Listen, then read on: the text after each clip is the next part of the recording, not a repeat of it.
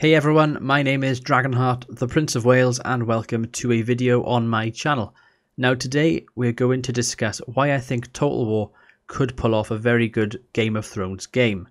Now before we begin, I realise that there already is a mod for Medieval 2 Total War that allows you to play in the Game of Thrones world of Westeros. Medieval 2 is probably one of the best Total Wars and has some of the best mods such as Third Age and Call of Warhammer, just to name a few.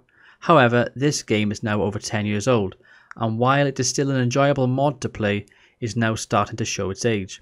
With that being said, we have had Total War move into fantasy territory in recent years with its Warhammer games. To be fair, I believe the Creative Assembly have done a great job with Games Workshop license and have done justice to the Warhammer franchise. There are many elements and mechanics within Warhammer that I believe could carry over nicely into a Game of Thrones Total War. Now I will give a few of my ideas here. You may agree or disagree with them, but I would love to hear what you all have to say in the comments section below. Firstly, we know Total War can do dragons. A pretty obvious one to start with. Most mods out there that cover Game of Thrones, whether that be Seven Kingdoms on Attila or a Clash of Kings on Mount and Blade Warband, are unable to put a dragon in the game, and of course it's very difficult to fully represent the Targaryens without their dragons. In Warhammer, we have had Manfred von Carstein and his zombie dragon, we have had forest dragons for the Wood Elves and many other ferocious beasts for the other factions. We know they can be designed, and for the sake of balancing and implementing Dany's 3 dragons into the game, we could have a tiered system similar to the legendary lords in Warhammer, whereby Daenerys would only unlock them after a certain level, and perhaps for the sake of this video we could add that they cannot heal any damage they sustain, so if you lose them in battle they will be frozen from use on the campaign until a future number of turns. This would also make them devastating to use but also very easy to lose, therefore high risk equaling high reward. Now moving away from House Targaryen and the dragons, we could look at the Faceless Men. Now to implement them into a Game of Thrones game, we could, for example, use them as agents of assassination. Again, high risk equaling high reward. We could have them be extremely expensive agents to recruit.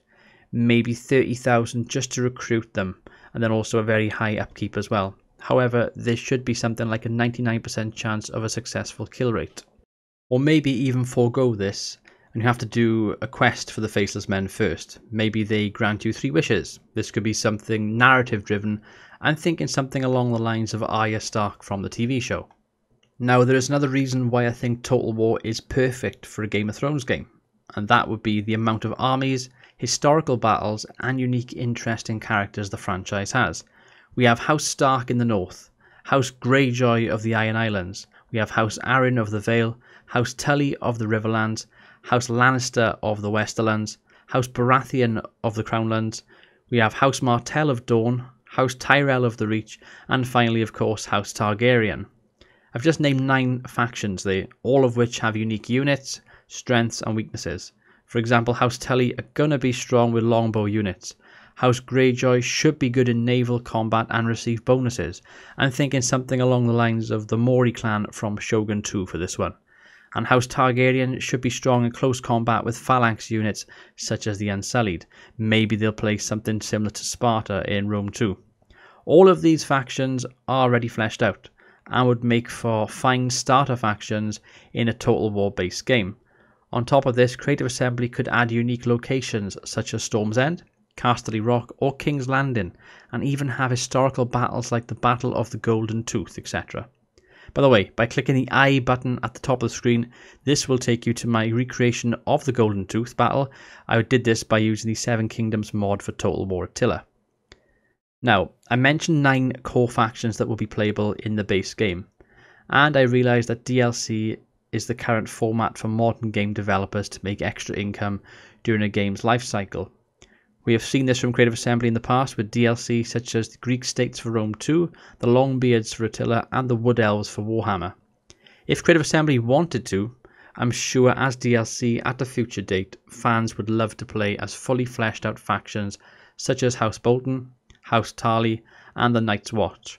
Also with the Night's Watch, you could have them be a quest based faction that cannot conquer lands south of the wall, a mechanic similar to humans not occupying dwarven settlements in Warhammer, if you will. To conclude, I just want to say that I'm a long-time player and YouTuber of the Total War franchise, and a long-time viewer and reader of the A Song of Ice and Fire franchise. For me, it would be an absolute dream if this sort of game could be made. Fingers crossed my dreams will come true one day. Thank you to everyone who has watched this video. Please let me know your thoughts in the comment section below, and if you enjoy, please drop a like on the video. I've been Dragonheart, the Prince of Wales. Thank you for watching. Until next time, goodbye.